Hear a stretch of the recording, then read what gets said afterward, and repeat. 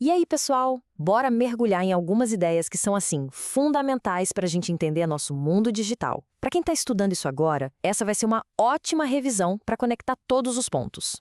Sabe aquela sensação de que o nosso feed virou uma grande competição?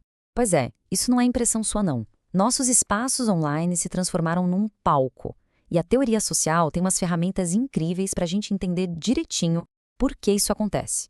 E para essa nossa análise, a gente vai usar a lente de três pensadores essenciais: Veblen, Markowitz e Sandel. Cada um deles traz uma peça desse quebra-cabeça, e juntos eles pintam um quadro bem claro das forças que moldam a nossa vida online. Vamos começar? Nosso primeiro ponto de partida é Thorstein Veblen.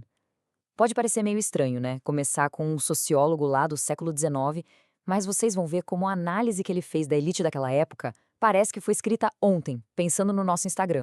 E aqui tá o pulo do gato para entender o Veblen consumo conspícuo. A ideia não é ter algo porque é útil ou porque a gente precisa. Não.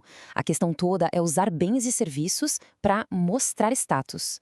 O valor não está no objeto em si, mas na performance de ter aquele objeto para todo mundo ver. E é só abrir qualquer rede social, né? Tá tudo lá.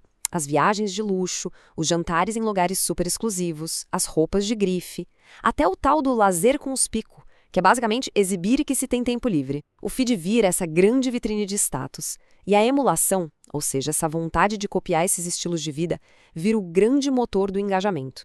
E claro, as curtidas, os compartilhamentos, o número de seguidores, tudo isso vira um tipo de placar público de prestígio. Aquela performance de status que antes ficava restrita a um círculo pequeno da elite, agora virou uma corrida global, que não para nunca, 24 horas por dia. Mas essa corrida por status não para só no consumo, não. Ela fica ainda mais intensa na busca por mérito, por credenciais. E é aí que a gente entra no pensamento de Daniel Markovits e no que ele chama de a cilada da meritocracia. O Markowitz mostra como a meritocracia, que começou com a promessa de ser um sistema justo, onde todo mundo teria chance de vencer com base no talento e no esforço, bom, essa promessa se tornou uma verdadeira armadilha.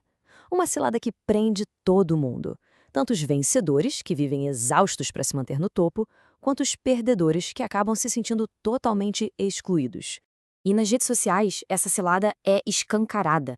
É a ostentação de diplomas, as promoções no LinkedIn, a glorificação daquela cultura do esforço, o tal do hustle. Tudo isso reforça a ideia de que a vida é uma competição individual, brutal, e joga ainda mais lenha na fogueira dessa pressão meritocrática. E esse cenário nos leva direto para o nosso terceiro pensador, Michael Sandel. Ele vai mais fundo, olhando para as consequências morais dessa armadilha. Se o Markowitz mostrou como a cilada funciona, o Sandel nos mostra por que ela é tão destrutiva para a nossa sociedade. Sabe aquele discurso? Eu venci porque eu me esforcei muito, o seu sucesso só depende de você. Então, o Sandel argumenta que essa narrativa transforma o sucesso numa questão de virtude moral. E, por outro lado, transforma o fracasso num sinal de falha de caráter. É isso que ele chama de a tirania do mérito. Essa crença de que o sucesso é uma coisa puramente individual tem um efeito corrosivo. Ela acaba dividindo a sociedade em dois grupos: os vencedores, que se sentem no direito de serem arrogantes, e os perdedores, que se sentem humilhados. E o ponto central do Sandel é justamente este: a arrogância dos que venceram, a chamada hubris, e a humilhação de quem ficou para trás acabam destruindo a solidariedade. Afinal, se o sucesso é uma conquista 100% individual, por que a gente deveria se sentir responsável pelos outros? A ideia de que temos um destino em comum simplesmente desaparece. Ok, então, como é que a gente amarra tudo isso? O consumo conspícuo do Veblen, a cilada da meritocracia do Markowitz e a tirania do mérito do Sandel, o que conecta todas essas ideias no nosso mundo digital de hoje? A resposta, no fundo, está no grande motor por trás das redes, a economia da atenção. Os algoritmos são desenhados para uma coisa: maximizar nosso engajamento. E o que gera muito engajamento? Exatamente o conteúdo que provoca comparação, que desperta aspiração e que nos deixa buscando validação o tempo todo. É um ciclo que se alimenta sozinho. O resultado final disso tudo é uma sociedade cada vez mais fragmentada. A capacidade de se ver como parte de uma comunidade, a solidariedade, a noção de bem comum, tudo isso vai se perdendo. Cada um fica preso na sua própria esteira, correndo para performar status e mérito. E no fim, o desafio que esses três pensadores colocam na nossa mesa é gigantesco. A questão que fica não é só sobre a tecnologia em si, mas sobre os valores que essa tecnologia está amplificando.